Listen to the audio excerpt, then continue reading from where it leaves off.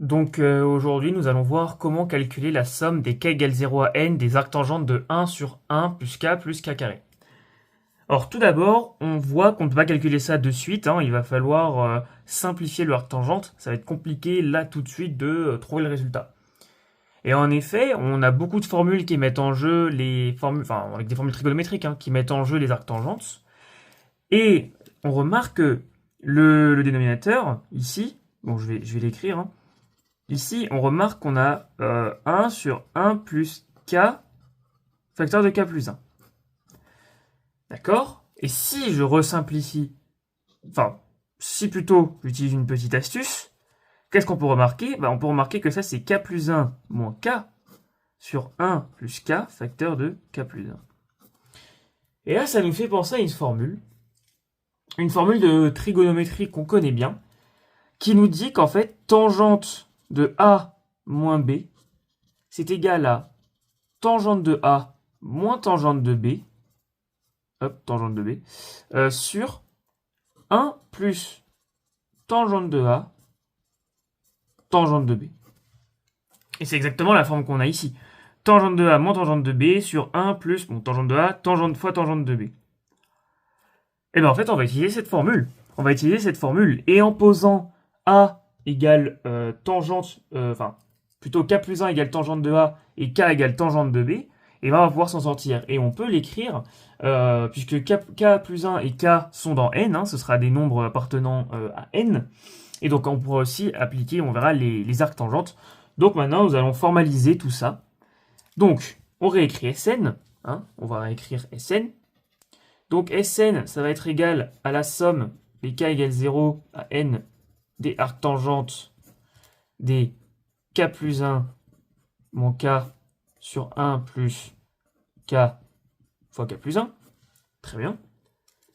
Or, qu'est-ce qu'on a dit? On a dit qu'on avait que tangente de a moins b, c'était égal à tangente de a moins tangente de b sur 1 plus tangente de b, tangente de a.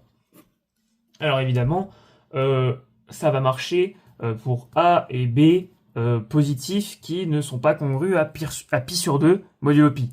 Hein, évidemment, sinon on ne peut pas appliquer les tangentes, mais en l'occurrence, ici, même A moins B, d'ailleurs, il ne faut pas qu'il soit congru à pi sur 2 modulo pi, mais en l'occurrence, ici, ça va marcher, puisque les k et k plus 1 sont des antinaturels. Donc en fait, ici, on va pouvoir écrire quoi? On va pouvoir poser, donc on va poser k plus 1 égale tangente de A et k égale tangente de B. Et là, on va l'écrire, hein, on va écrire tout simplement que comme on va avoir que pour tout k dans n, k et k plus 1 ne sont pas congrus à pi sur 2 modulo pi, eh bien on va pouvoir appliquer arctangente, hein, donc l'application réciproque de tangente. On va l'écrire quand même, hein, parce que c'est important. Donc maintenant qu'on a écrit ça, donc qu'on peut appliquer le arctangente, et bien maintenant il faut quand même préciser que il y a quand même un problème. Ici, si ça c'est égal à moins 1, eh ben on peut pas, en fait. Ça, on divise par 0, c'est pas possible. Mais dans les faits, ce sera jamais égal à moins 1. Puisque k et k plus 1 appartiennent à l'ensemble des antinaturels. Et donc en fait, ce qui va se passer, c'est que tangente de x, tangente de y, donc tangente de a et tangente de b vont être différents de moins 1. Donc on peut écrire ça. Et ainsi, qu'est-ce qu'on va avoir? En fait, on va avoir que tangente, tangente de arctangente de k plus 1 moins arctangente de k va être égal tout simplement à k plus 1 moins k sur 1 plus k, k plus 1. Et en fait, c'est magnifique, puisque ça, en fait, évidemment, c'est égal à 1 sur 1 plus k carré, comme on l'a dit tout à l'heure. Hein. C'est pour ça qu'on fait tout ça. Hein, on rappelle que c'est pour ça, parce qu'on cherche à exprimer le arctangente. Et bien maintenant, c'est parfait. Puisque ça, en fait, ce qu'on va avoir ici, on peut aussi appliquer la fonction arctangente à l'égalité.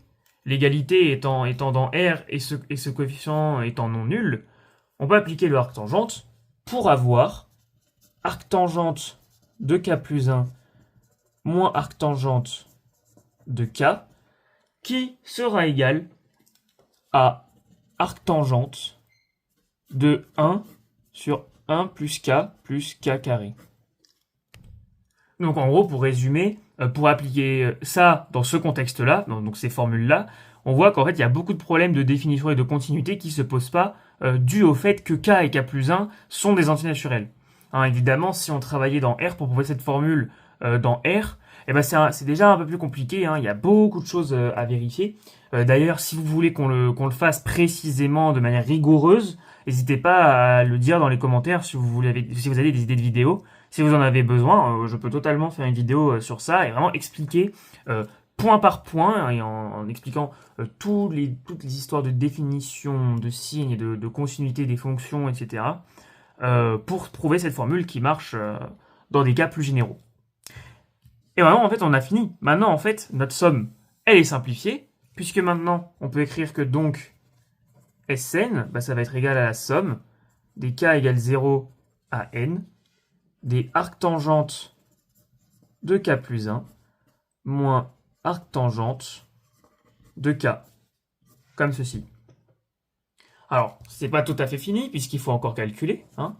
Ça fait quoi? Ça fait la somme des arctangentes de k plus 1, moins la somme de k égale 0 à n, hein, toujours, des arctangentes de k. Et là, en fait, on reconnaît une forme télescopique d'une somme. Donc, bon, je vais quand même, je sais qu'on peut appliquer directement la formule, hein, mais moi, j'aime bien refaire quand même la démonstration, la petite démonstration de la forme télescopique. Donc, en fait, on va faire un changement d'indice dans la somme. Donc, on écrit qu'on effectue le changement d'indice, I égale k plus 1 dans la première somme. Donc, c'est parti. On effectue le changement d'indice I égale k plus 1, donc dans la première somme, hein. Donc, bon, celle-là, je l'appelle 1. Celle-là, je l'appelle 2. Donc, ici, dans 1. Et I égale K dans 2. Alors, évidemment, dans la deuxième, on change rien. On n'a rien besoin de changer. Donc, qu'est-ce que cela va nous donner? En fait, ici, comme I va être égal à K plus 1, on va dire que I, en fait, il va aller de 1 à N plus 1. Donc, en fait, ça, Sn, maintenant, ça va être égal à la somme des I égale 1 à n plus 1 des arctangentes de i, moins la somme des i égale 0 à n des arctangentes de i. Et maintenant, c'est que du calcul.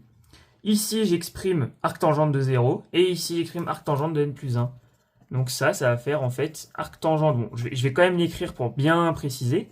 Ça fait arctangente de n plus 1 plus la somme des i égale 1 à n des arctangentes de i, moins la somme des i égale 1, et je dis bien 1, à n des arctangentes de i, moins le terme en 0. Moins le terme en 0 qu'on n'a pas écrit. Donc moins arctan de 0. Arctan de 0 qui d'ailleurs fait 0. Donc ce terme-là va partir.